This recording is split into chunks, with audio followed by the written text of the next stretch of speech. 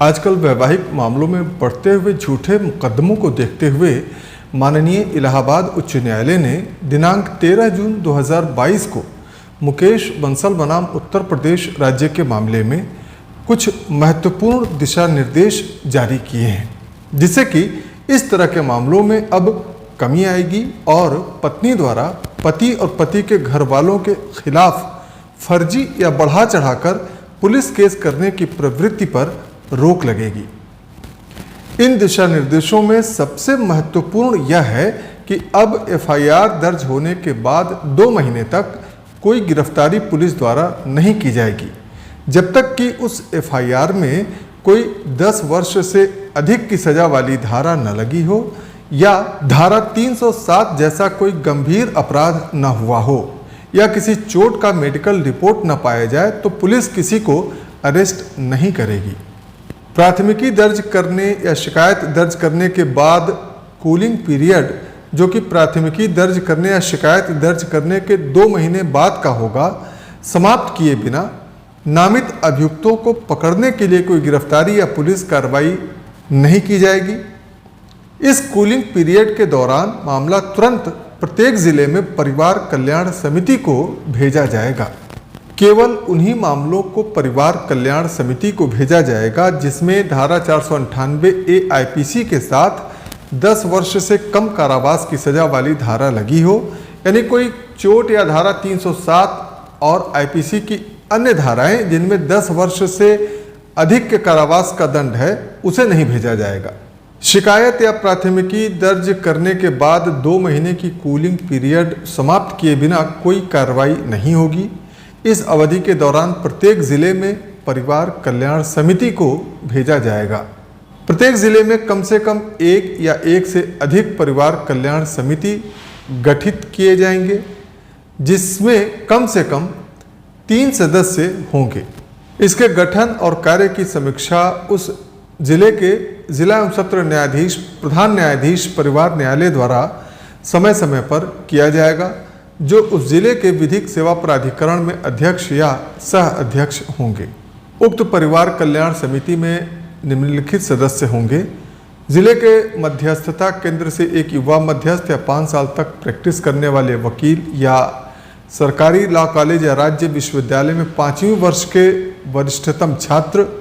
या NLU में अच्छा एकेडमिक रिकॉर्ड रखने वाले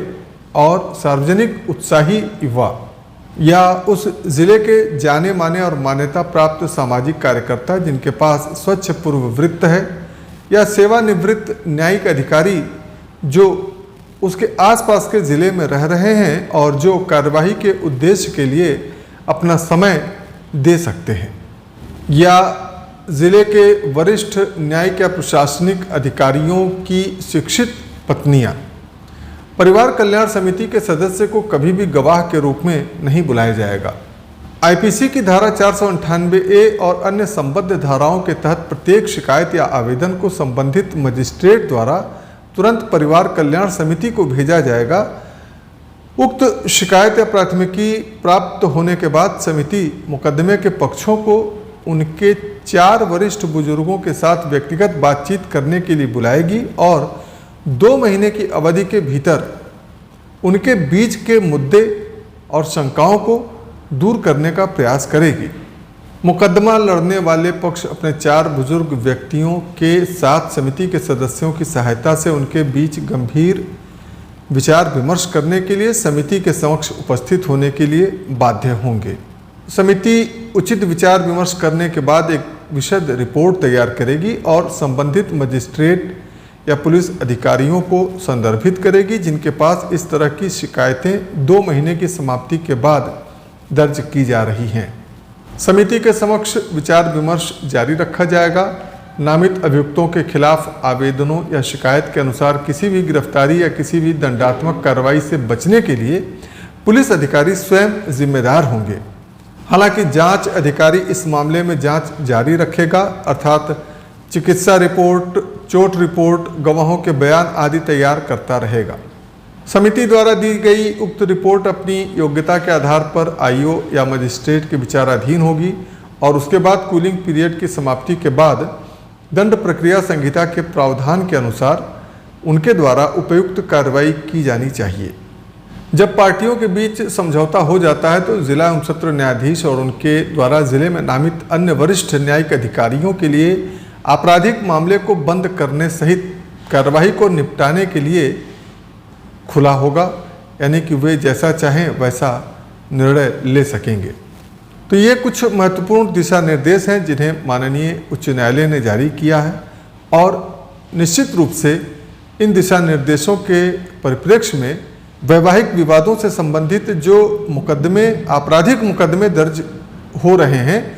उन पर नियंत्रण लगेगा, उनका एक समुचित रूप से समाधान निकल कर के आएगा। आगे के वीडियो में वैवाहिक विवादों से संबंधित कुछ और महत्वपूर्ण विधिक जानकारी हम आपको उपलब्ध कराएंगे, इसलिए हमारे इस YouTube चैनल को आज ही आप सब्सक्राइब कर लें और वीडियो में दी गई जानकारी यदि आपको उपयोगी और अच्छी लगी हो तो वीडियो को लाइक करें और विधिक जागरूकता के उद्देश्य से बनाए गए इस वीडियो को